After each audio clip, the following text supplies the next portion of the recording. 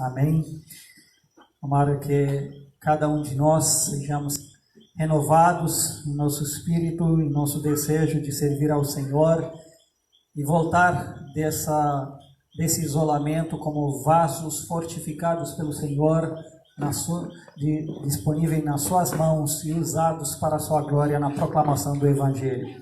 Convido os irmãos a abrir as suas Bíblias em Atos de capítulo 18, de onde nós vamos continuar a nossa pregação expositiva, um livro específico que fala da vida missionária da igreja nos seus primórdios e principalmente essa parte das jornadas missionárias de apóstolo Paulo e seus colaboradores no meio gentílico. Nós vamos ler a partir de versículo 1, capítulo 18, até versículo 11, muito embora é possível que nós não vamos discorrer até o final desse versículo nessa noite, mas para o melhor entendimento do texto, nós vamos ler até versículo 11. Atos dos Apóstolos, versículo 18, capítulo 18, de versículo 1 em diante. Depois disso, deixando Paulo Atenas, partiu para Corinto. Lá encontrou certo judeu chamado Aquila, natural de Ponto, recentemente chegado da Itália com Priscila, sua mulher, em vista de ter Cláudio decretado que todos os judeus se retirassem de Roma. Paulo aproximou-se deles. E posto que eram do mesmo ofício, passou a morar com eles e ali trabalhava, pois a profissão deles era fazer tendas. E todos os sábados discorria na sinagoga, persuadindo tanto judeus como gregos. Quando Silas e Timóteo desceram da Macedônia, Paulo se entregou totalmente à palavra, testemunhando aos judeus que Cristo é Jesus. Opondo-se eles e blasfemando, sacudiu Paulo as vestes e disse-lhe: sobre a vossa cabeça o vosso sangue, eu dele estou limpo.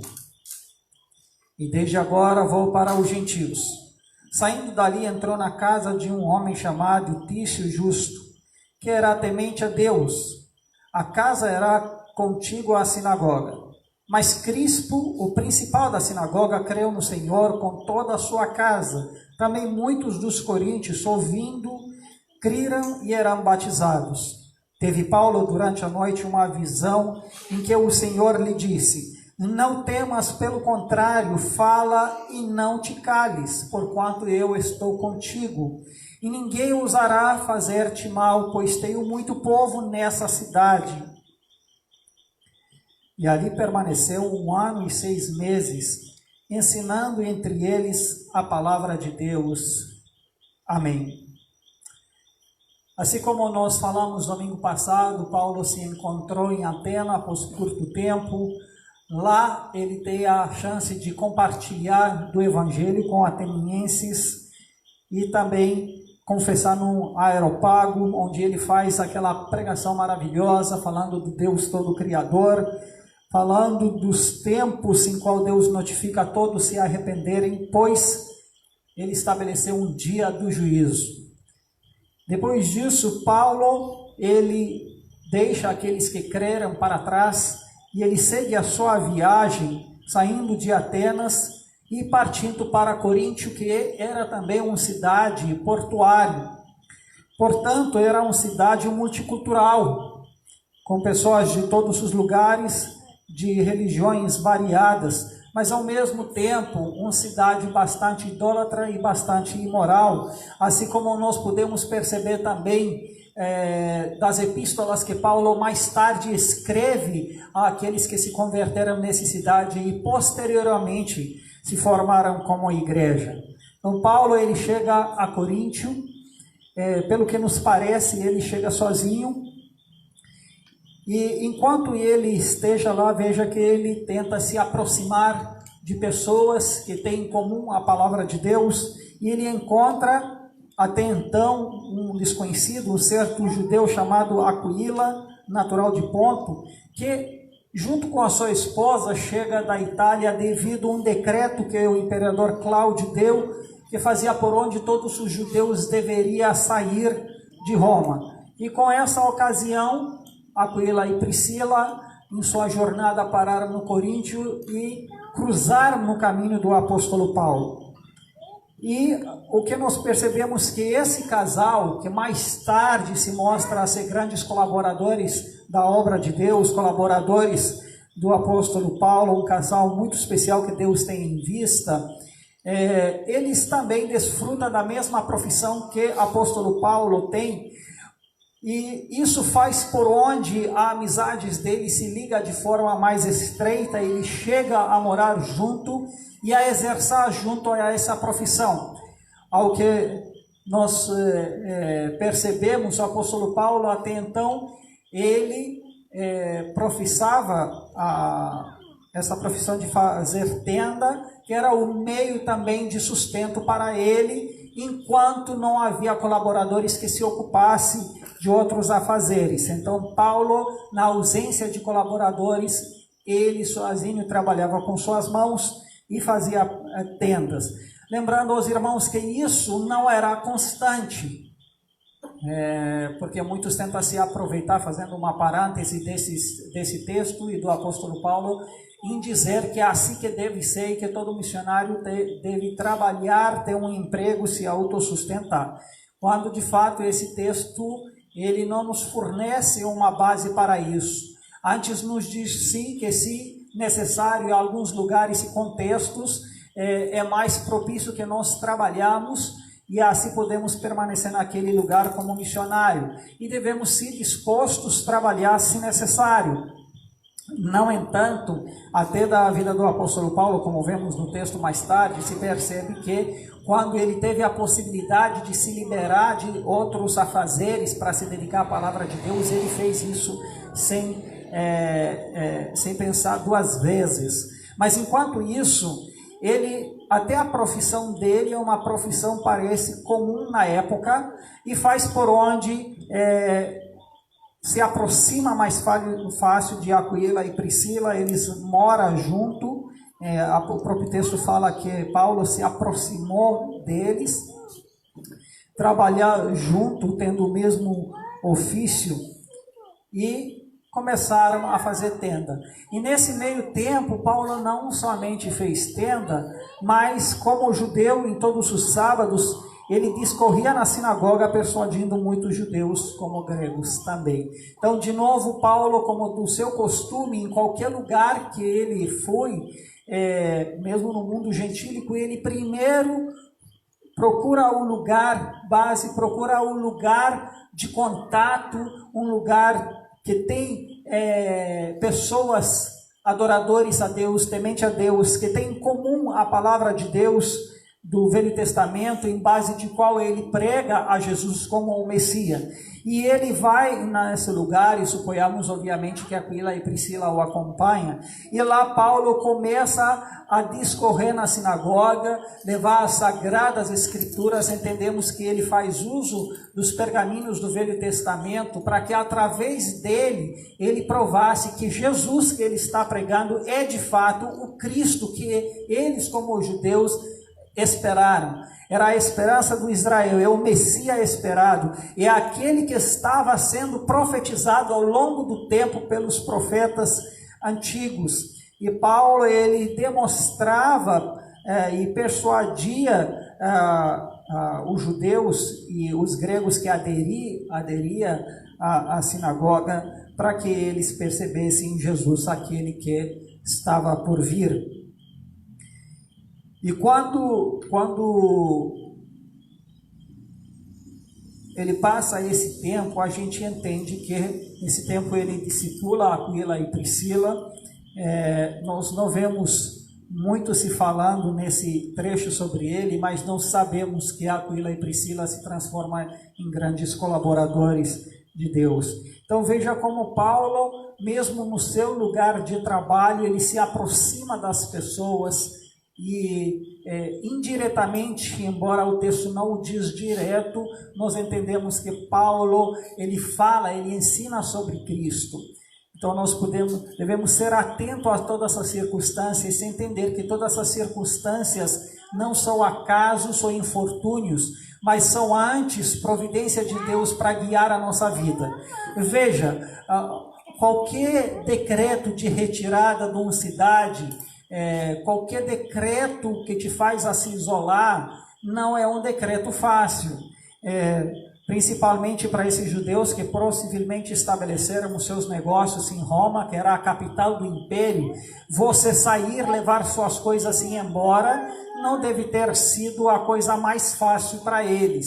No entanto, Deus os tira daquele lugar, mesmo aparentemente sem eles entenderem do porquê, mas porque Deus havia de mudar a direção deles, havia trazê-lo ao encontro de um dos maiores apóstolos, um dos maiores pregadores, e mal sabia eles que Deus havia retirando de lá para que os transformasse em obreiros e mais tarde se transformasse em pessoas. Pedimos desculpas aí, Tomás passou por perto do celular e este foi derrubado, mas voltamos. E Jonas, se puder trazer para mim, por favor, um pouco de água, eu agradeço. Então, meus amados, veja que esse aparente infortúnio, no entanto, ele se transforma numa grande obra de Deus, ou melhor dizer, Deus já tinha em vista um ministério para essas pessoas. Às vezes nós olhamos para os infortúnios da vida como percas, como coisas que derrubam a nossa esperança, ou às vezes como coisas que mostram que Deus não se importa conosco. Mas devemos lembrar os irmãos das palavras das Escrituras, que todas as coisas cooperam para o bem daqueles que são amados por Deus. Mesmo que esse bem não é sempre no sentido que nós esperamos, mas no bem no sentido que Deus nos conduz para cumprir em nós e através de nós os seus maravilhosos e eternos propósitos. E é assim que aconteceu com Aquila e Priscila. Nem sempre nós entendemos do porquê Deus nos leva por situações críticas ou de escassez ou de mudanças indesejadas. Mas nós precisamos confiar que estamos na mão de Deus poderoso, que está em controle das nossas vidas e que as coisas que acontecem não são um acaso e muito menos Deus está distante daquilo que acontece. Pelo contrário, e é por isso que nós podemos ter paz no nosso coração, confiando que Deus está em controle da nossa vida, que Deus conduz cada movimento, Deus tem um plano em tudo isso. E eu acredito que também nesse tempo de pandemia, Deus tem planos maravilhosos para cada um de nós, para a sua igreja e para a humanidade como tudo. Deus não faz nada de maneira alheia, e isso não aconteceu simplesmente pela sua permissão. Eu entendo que de fato Deus conduz isso, Deus planejou isso, e Deus planejou isso no seu amor para atrair o mundo a ter a sua atenção voltada para Ele e ouvir a sua voz graciosa que o chama para Ele. É um momento onde Deus, de certa forma, coloca as pessoas a silenciarem, a pararem e observar que Deus é Deus. Que Deus, sim, Ele é Deus e sim, Ele está em controle de todo o universo. E essa é uma prova que Ele soberanamente age sobre o mundo inteiro e Ele paralisa, se Ele quiser, no instante o mundo inteiro, sem muitos esforços. E nós precisamos olhar que há um Deus que conduz a história da humanidade e esse Deus precisamos temer, reverenciar e nos submeter debaixo da sua mão poderosa. Esse Deus é aquele que transmite a sua graça através do seu Filho, que o deu para ser morto, para que todo aquele que nele crê não pereça, mas tenha a vida eterna. Deus tem uma mensagem de vida mesmo num tempo de pandemia e de crise, que traz notícias de morte e de doença. Mas, no entanto, até isso é uma mensagem que nos diz que Deus quer que nós prestamos atenção, e é um aviso urgente de o mundo parar e ouvir a sua voz. E a Bíblia diz: se vocês ouvirem a minha voz hoje, não fecha o seu coração.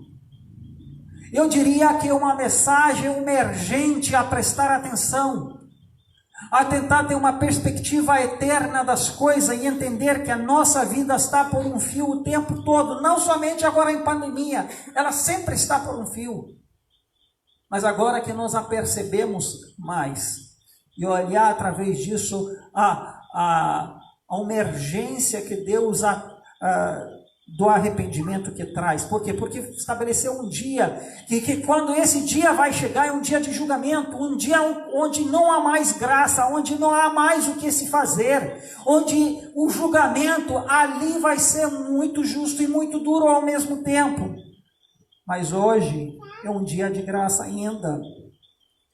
Então Deus tem algo a nos falar com certeza. Mas a nós como igreja, eu acredito que mais do que nunca devemos prestar atenção no que as Escrituras nos diz, que não devemos nos preocupar com a nossa vida, ou com o que devemos comer, ou com o que devemos nos vestir, mas antes se preocupar com o reino de Deus, e todas as outras coisas serão acrescentadas. O Deus mesmo cuidará de nós.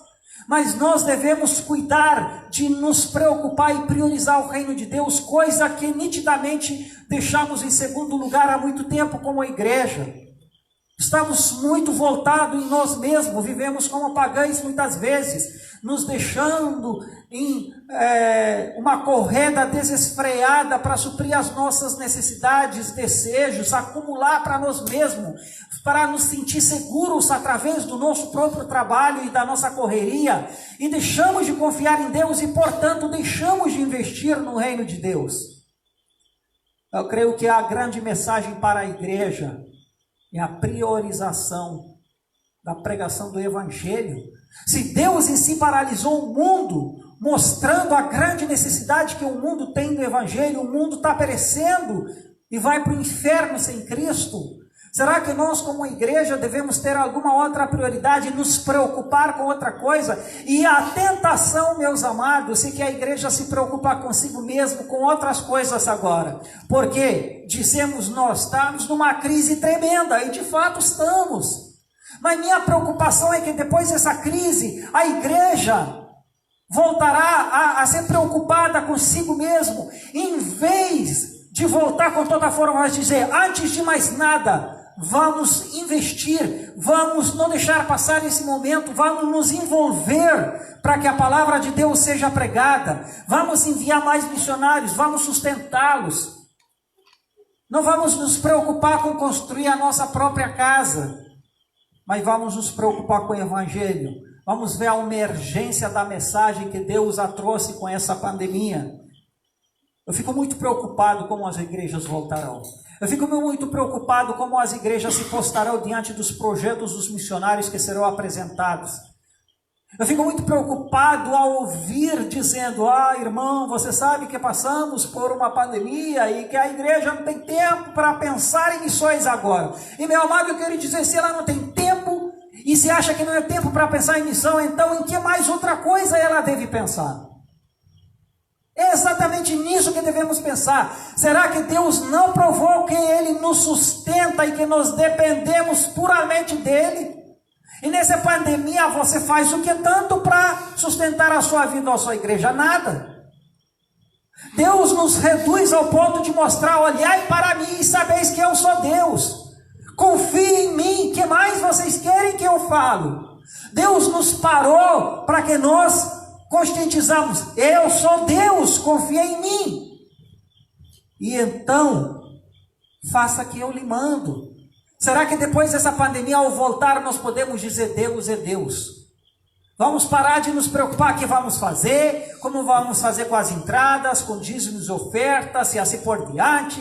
Não vamos nos preocupar. Meus irmãos, Deus trouxe um sinal de alerta muito grande, que o fim dos tempos está próximo. Portanto, vamos, antes que Deus paralisa mais uma vez esse mundo, vamos investir ao máximo para pregar o Evangelho.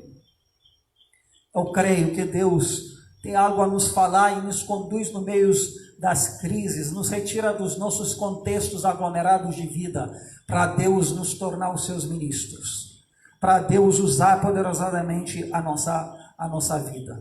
Portanto, devemos confiar neles e ser fiéis em tudo que Deus nos chama, em nossa entrega de dízimos e ofertas, em nossa entrega como pessoa em sacrifício vivo, como Paulo diz em capítulo 12 em Romanos, aonde eu entendo que agora a igreja é aquela que deve se sacrificar, se voluntariar, se necessário, em hospitais e outros lugares para ajudar os outros, sem medo de se contaminar. Não estou dizendo para ser irresponsável, e não estou chamando as pessoas a serem irresponsáveis e sair por aqui à toa, mas estou chamando você a estar pronto ou ser usado por Deus, se voluntariar se for necessário como jovem saudável, a ir e colocar a sua vida à disposição daqueles que precisam.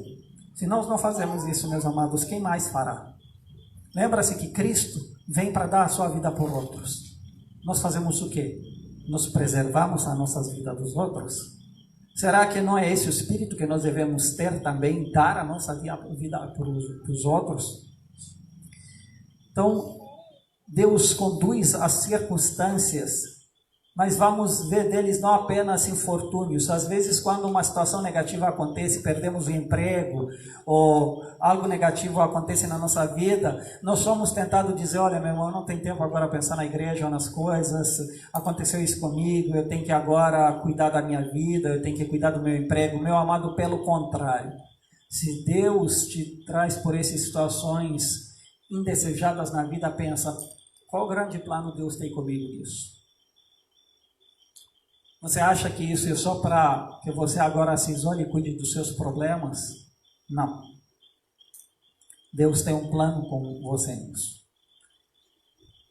Mas indo adiante, depois que vemos que Paulo se ocupava a provar a Cristo para esses judeus, e a importância disso, meus amados, como já disse em outras vezes, é que com isso, em qualquer lugar que Paulo estabelecia discípulos e igrejas, teria os primeiros líderes da igreja, aqueles que já tinham uma base escriturística sólida. Além do fato que Paulo se preocupava com seu próprio povo por onde ele ia.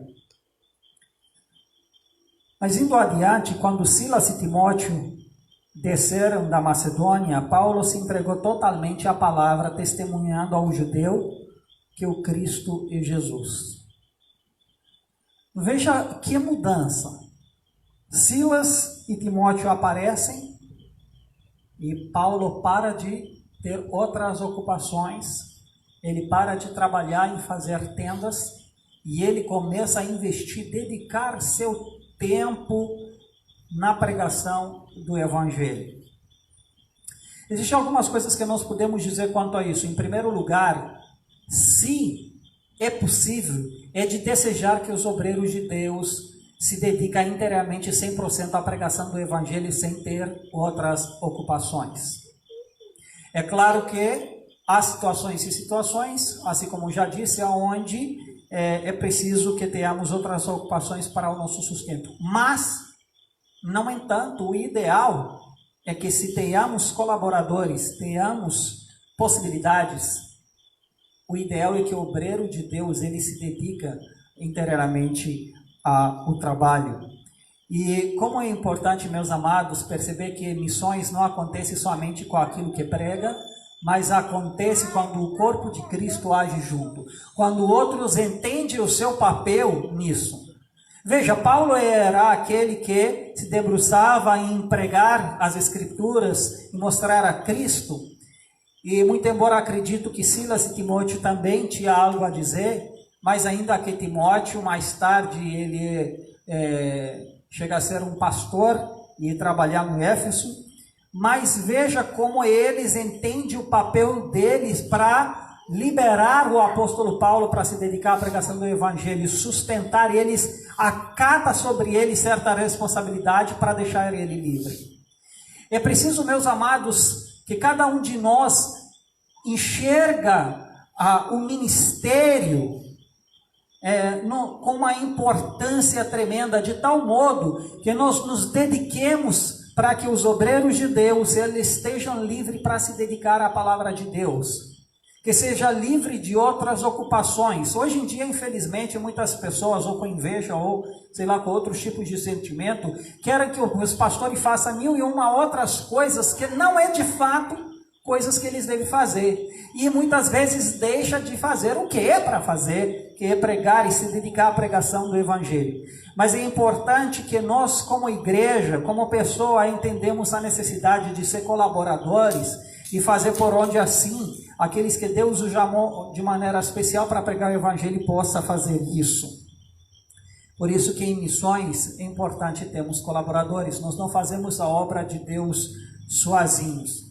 E quando nós não temos pessoas que sejam sensíveis às nossas necessidades, infelizmente a gente vai ter que fazer.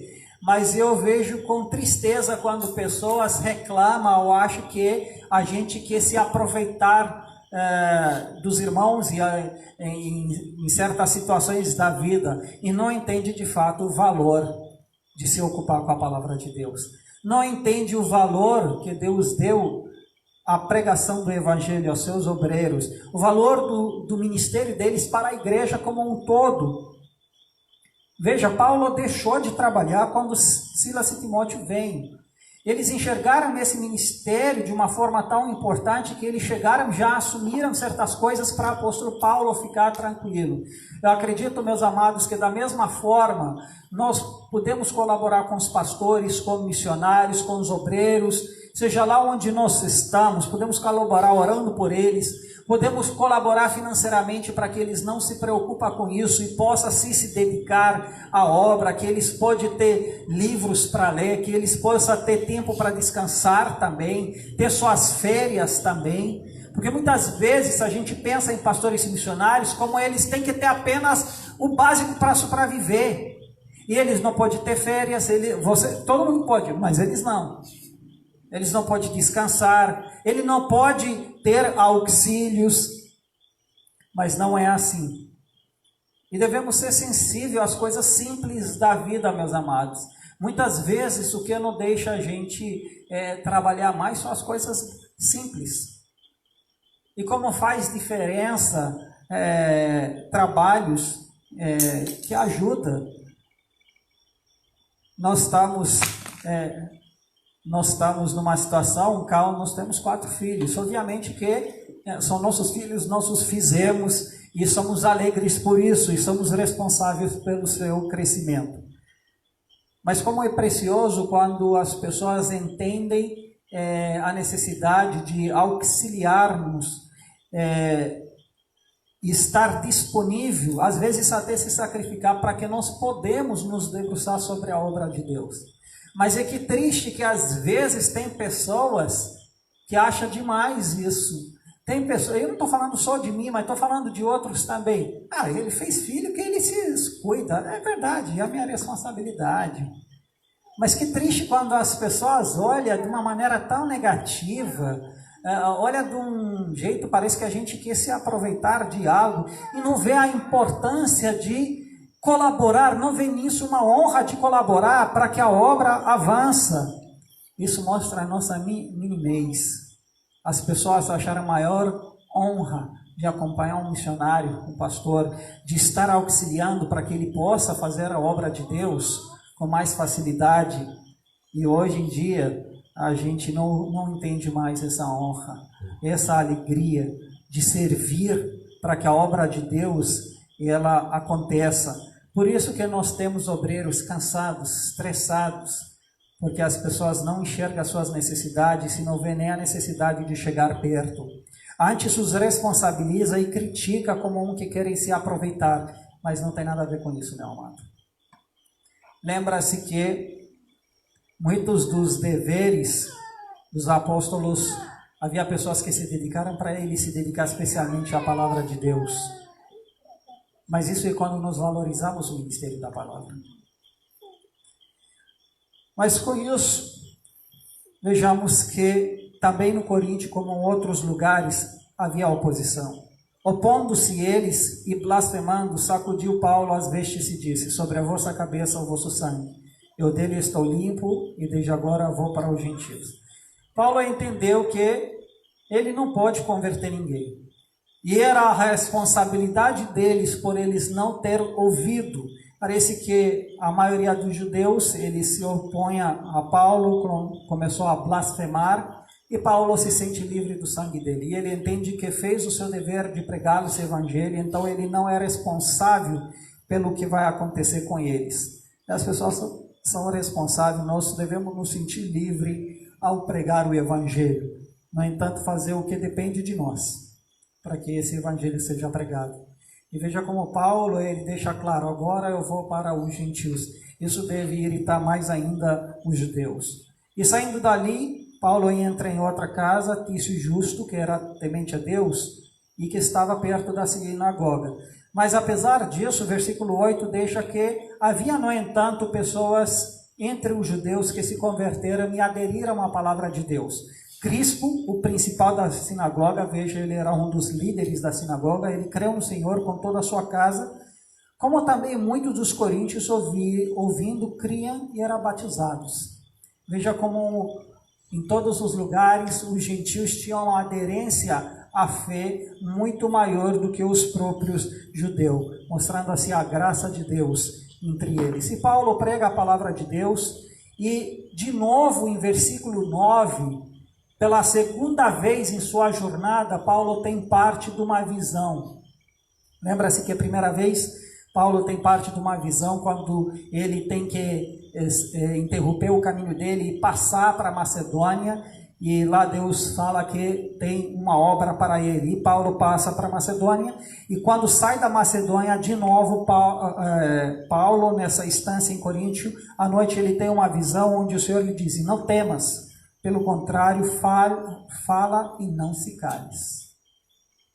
É possível que Paulo, ao ver a oposição dos judeus, teria talvez o intuito de sair do Coríntio, sair adiante, como saiu de outras cidades. Mas, algo que ele não sabia é que o Senhor tinha muita gente naquele lugar que queria que ouvisse a palavra de Deus, e disse para Paulo, não teme eles. Não teme aquilo que talvez você está posto a temer. Pelo contrário, fale e não te cales. Ignora o fato que os judeus, em outras palavras, eles são contrários, e fala, não se cale, continue falando, porque eu estou contigo. Em outras palavras, Senhor, fortalece o fato que ele não está sozinho e que o próprio Senhor está com ele. E meus amados, isso é aquilo que o Senhor Jesus disse aos seus discípulos em Mateus 28, quando deu a grande comissão, idem e façam discípulos de todas as nações, e insera este chamado dizendo, e eis que eu estou convosco até a consumação dos tempos, eu estou com vocês todos os dias. Então veja como a grande comissão ela é acompanhada de uma grande promessa, que o próprio Cristo andará todos os dias conosco na pregação do Evangelho. E é por isso que não precisamos temer, não porque não teremos oposição, mas porque Cristo está conosco. E nossos olhares devem ser não para aqueles que podem atingir o corpo, como a Bíblia diz, não temeis aqueles que pode atingir o corpo ou que pode matar, mas antes temer aquele que pode atingir também a alma. E aqui, o nosso olhar deve ser levado para o Senhor que está conosco e não para a oposição que também está presente. Muitas vezes nós olhamos para as circunstâncias e esquecemos de olhar para o Senhor, que é maior do que as circunstâncias, e Ele está conosco no ministério que Ele mesmo nos pediu a fazer. Então, meus amados, a nos envolver em missões, Deus cuidará de nós. Você, sendo fiel, sendo um colaborador, sendo um missionário, seja de qual forma Deus te chama a te envolver em missões, quando nós priorizamos o reino de Deus, quando nós nos sacrificamos em prol do reino de Deus, Deus está conosco. Assim como está com seus obreiros, estará com você também. Não temas, porque eu estou contigo. Não diz não temas porque nada vai acontecer, mas porque o próprio Senhor estava com ele. Acho que de vez em quando é bom que nós nos lembramos das promessas de Deus. Ele está conosco. E ninguém ousará fazer-te mal, pois tenho muito povo à necessidade. Veja, meus amados, até as perseguições, até as pessoas atingirem a nossa vida, é somente quando Deus permite isso. E se Ele não permite, por mais que exista oposição, jamais pode nos atingir. E a gente percebe como dessa vez, o Senhor Jesus disse, ninguém vai te fazer mal, porque dessa vez eu não vou permitir que ninguém toque em você. Tem muito povo aqui nessa cidade que eu quero que ouça o Evangelho. Existem outras circunstâncias que o mesmo Senhor que estava com ele deixou ser aprisionado. Pouco tempo antes dessa situação, em outras circunstâncias, permitiu que Paulo fosse açoiteado, apanhasse. Veja, nós devemos ter cuidado de não associar sempre a presença de Deus com uma maneira exata de Deus agir. Quer dizer que se o Senhor é conosco, nunca nada vai acontecer conosco. Não. Eu acredito que depende muito da forma que Deus decide conduzir a nossa vida naqueles momentos. Tanto Deus estava com Paulo quando foi açoiteado, tanto Deus estava com Paulo quando disse ninguém vai fazer mal algum. As circunstâncias, elas não definem a presença de Deus. Antes, Deus usa as circunstâncias conforme lhe agrada. Nós devemos entender que a presença do Senhor, ela não garante necessariamente aquilo que nós queremos garantir. Ela só garante aquilo que Ele promete. Nessa instante, prometeu que nada vai tocar nele. Mas em outras circunstâncias, aprovou a Deus que ele fosse até preso e até sacrificado em prol da obra. Mas nós estamos na mão do Senhor. O que nós devemos entender é que nós estamos na mão do Senhor. Se Deus quer permitir que nós passamos por situações de privações ou sofrer, vamos passar. Se não, não vamos passar. Mas nós não estamos na mão da escolha das pessoas em fazer-nos mal ou não. Essa escolha está na mão de Deus. E quando Deus permite, quando Ele guia essa situação, com certeza Ele tem algo em vista a ser glorificado por isso. Por isso, o salmista disse, mesmo que eu vou passar para a vale da sombra da morte, não temerei mais mal algum. Por quê? Porque Tu és comigo. Então o fato de o Senhor estar comigo, não vou temer o mal em si. Porque a Bíblia diz que nem a morte, nem outra coisa pode nos afastar do amor de Deus que está em Cristo. Mesmo que essas coisas podem estar presentes na nossa vida. E ali permaneceu 1 ano e 6 meses, ensinando entre eles a palavra de Deus. Veja que Paulo dedicou um tempo bastante considerável nessa cidade. 1 ano e 6 meses é um dos maiores tempos que Paulo gasta numa cidade. É claro que em termos missionários, para nós, isso é pouco tempo. Nós não pensamos em ir e plantar uma igreja em 1 ano e 6 meses. Mas, no entanto, para o tempo do Paulo e para a sua maneira de fazer missões naquele tempo, 1 ano e 6 meses era bastante tempo. E entendemos mais tarde do porquê. Nós vemos que muitas pessoas, de fato, se converteram em Coríntio, como de fato haverá de ser fundada uma igreja em Coríntios, e eu creio que também Paulo teve um papel duplo de também treinar e discipular Timóteo, como também Aquila e Priscila, como nós vemos mais tarde, que eles foram essenciais para a obra de Deus. Então, meus amados, olhamos para esse texto e sejamos encorajados a participar da obra de Deus, em ser colaboradores, em não temer outras coisas a não ser o nosso Deus. Entender aquilo que acontece como uma oportunidade, só a mão de Deus que nos dirige para fazer a sua obra. Basta que nós oramos a Deus e pedimos que Ele nos ilumine e nos mostre a Deus como o Senhor quer me usar e porque o Senhor conduziu toda essa situação sobre mim. O que com essa situação eu devo aprender? Amém? Vamos então orar, receber a bênção e encerrar assim o nosso culto de hoje. Vamos orar? Nosso Pai, nosso Deus, somos gratos ao Senhor pela sua palavra que foi proferida nessa noite também. Pedimos que ela se faz viva e eficaz em nós, trazendo os seus frutos para a sua glória. Pedimos que o Senhor nos ajude a entender a sua vontade para cada um de nós e para nós como igreja, e nos dedicar na proclamação do seu Evangelho, ao mesmo tempo colaborar com a pregação do Evangelho e garantir que essa aconteça, custe que custar, mesmo sendo com custo de sacrifício de nós mesmos, das nossas finanças ou de outras coisas. E que a graça do nosso Senhor Jesus Cristo, o amor de Deus Pai e a consolação do Espírito Santo esteja conosco e com todo o povo de Deus, agora e para sempre. Amém. Antes de encerrar a transmissão, nós temos alguns avisos.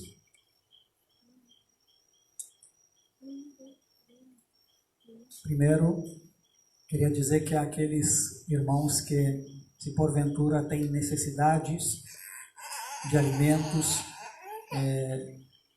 têm problemas financeiros de adquirir seu alimento devido a essa pandemia, entre em contato conosco, nós faremos o máximo de auxiliá-los. Mas aqueles que Deus os abençoou e têm alimentos, são incentivados a entrar em contato com o presbítero Vando para que ele possa recolher esses alimentos, ou se você pode trazer para ele, para fazermos cesta básica e ir ao encontro dos necessitados. Também, se você necessita que algum jovem vá e ajudar você com compras, me refiro aos idosos, não hesite em nos ligar.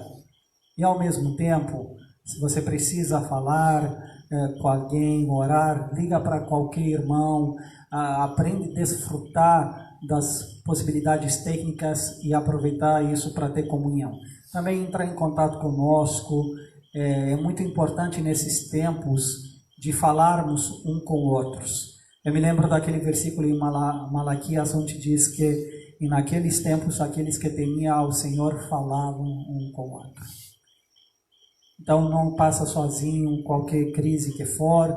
Eu sei que esses tempos são propícios para a depressão, para a ansiedade, mas também são tempos onde nós podemos descansar no Senhor. Então não passa sozinho, qualquer coisa que for, entra em contato e nós estamos à disposição. Precisar de veículo para ir para o hospital, ligue também para nós. Por hora, nós vamos continuar as nossas transmissões de cultos e programações online. Dessa forma, terça-feira, às 7 horas da noite, nós temos o nosso culto de oração. Orem para a nossa conexão de internet funcionar bem e podemos continuar desse jeito até onde precisa. Assim. Quando nós vamos ter informações de que podemos tranquilamente voltar às nossas atividades presenciais, nós vamos avisar os irmãos, mas por enquanto nós não temos nenhum indício que isso acontecerá tão breve. Então aguente firme, se proteja, seja solitário e os velhos não saem de casa. Tenta se proteger, tá certo? Muito bem, que Deus abençoe os irmãos, tenham uma boa noite e precisarem entrar em contato conosco.